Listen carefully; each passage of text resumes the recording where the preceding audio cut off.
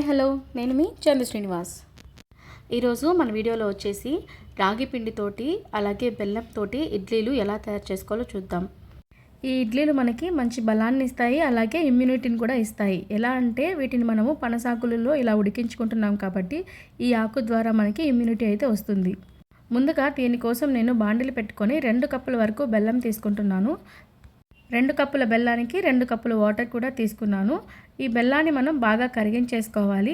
పాకమేమీ పట్టాల్సిన అవసరం లేదు, జస్ట్ బెల్లం కరిగించుకుంటే సరిపోతుంది.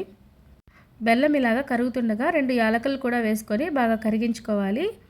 బెల్లం ఇలాగ బాగా కరిగిన తర్వాత 1 కప్పు వరకు రాగి పిండిని తీసుకొని ఇలా బాగా కలుపుకోవాలి. గరిటెతోటి ఇలా తిప్పుతూ కలుపుకోవాలి, లేదంటే మనకి రాగి పిండి ఉండలు కట్టేస్తుంది. ఉండలు కట్టకుండా మనం చక్కగా కలుపుకోవాలి. మనం ఇలా గరిటెతో తిప్పుతున్నా కూడా ఇంకా ఉండలు ఉన్నాయంటే మనం ఒక విస్కర్ని యూజ్ చేసుకొని నీట్గా బాగా ఉండలు లేకుండా కలిపేసుకోవాలి. ఎందుకంటే రాగి పిండి అక్కడక్కడ ఉండలు ఉన్నాయంటే మనకి త్వరగా అరగవన్నమాట. అందుకని ఎక్కడ పచ్చి పిండి అనేది లేకుండా బాగా కలిపేసుకోవాలి. ఇక్కడ మనకి చాలా నీట్గా అయితే కలిసిపోయింది. చూడటానికి కూడా చాక్లెట్ క్రీమ్ ఉన్నట్లుంది. ఇప్పుడు దీన్ని పక్కన ఉంచేసుకొని ఇంకొక బౌల్ తీసుకుందాము. ఇందులో ఒక 2 కప్పుల వరకు ఇడ్లీ పిండిని తీసుకుంటున్నాను. ఇది మనం రెగ్యులర్గా ఇంట్లో తయారు చేసుకునే ఇడ్లీ పిండి. ఇలా 2 కప్పుల ఇడ్లీ పిండి తీసుకొని మనం ముందుగా రెడీ చేసుకున్న రాగి పిండి మిశ్రమాన్ని ఇందులో వేసుకొని కలిపేసుకోవాలి. అసలు చూడడానికి చాలా బాగుంది కదండి, చాక్లెట్ క్రీమ్ లాగా. కాకపోతే ఇది రాగి పిండి హల్వా టైప్ ఉంటుంది, చాలా బాగుంటుంది ఇది ఉట్టిగా తింటే కూడా. ఇప్పుడు దీన్ని ఇందులో వేసుకొని మనం బాగా కలిపేసుకోవాలి, మళ్ళీ విస్కర్ సహాయంతో.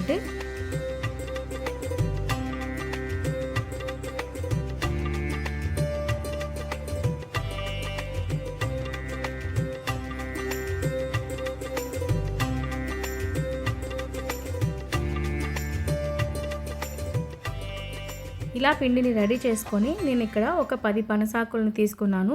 వర్షం పడుతుంది, బాగా ఫ్రెష్గా ఉన్నాయి ఆకులు. అలాగే ఇలాగా జాలి ఉండే గిన్నె ఒకటి తీసుకున్నామంటే మనం ఆవిరి పెట్టుకోవడానికి బాగుంటుంది, లేదంటే ఇడ్లీ పాత్రలోని ప్లేట్లలో అయినా పెట్టుకోవచ్చు. ఇప్పుడు ఆకుల్ని ఇలాగా మనం రౌండ్ కోన్ షేప్లో చేసుకొని ఇందులో మనము రెడీ చేసుకున్న ఈ రాగి పిండి మిశ్రమాన్ని వేసుకోవాలి. ఇలా ఫోల్డ్ చేసుకున్న తర్వాత మనకి ఊడిపోతుంది అనిపిస్తే ఇలాగా కరివేపాకు ఈనెలతోటి ఇలా గుచ్చేసుకున్నామంటే మనకి ఊడిపోకుండా చాలా చక్కగా ఉంటాయన్నమాట. మా అమ్మమ్మ నానమ్మ వాళ్ళైతే ఈనెలు అవేమీ వాడకుండా జస్ట్ అలా ఫోల్డ్ చేసి భలే పెట్టేసేవాళ్ళు. మనకి అంత బాగా రాదు కాబట్టి మనం అంత కరెక్ట్గా సెట్ చేసుకొని అప్పుడు పెట్టుకోవాలి. ఎందుకు ఇలా పనసాకుల్లోనే ఇడ్లీ అంటే ఈ పనసాకుల్లో మనకి ఇమ్యూనిటీ ఇచ్చే గుణాలు చాలా ఉంటాయి, మన ఇమ్యూనిటీని పెంచుతుంది. ఇప్పుడు రానున్న వర్షాకాలంలో మనకి చాలా అవసరం ఇమ్యూనిటీ అనేది. ప్రతి ఒక్కరికి చాలా త్వరగా అయితే కోల్డ్ చేస్తుంది ఈ సీజన్లో.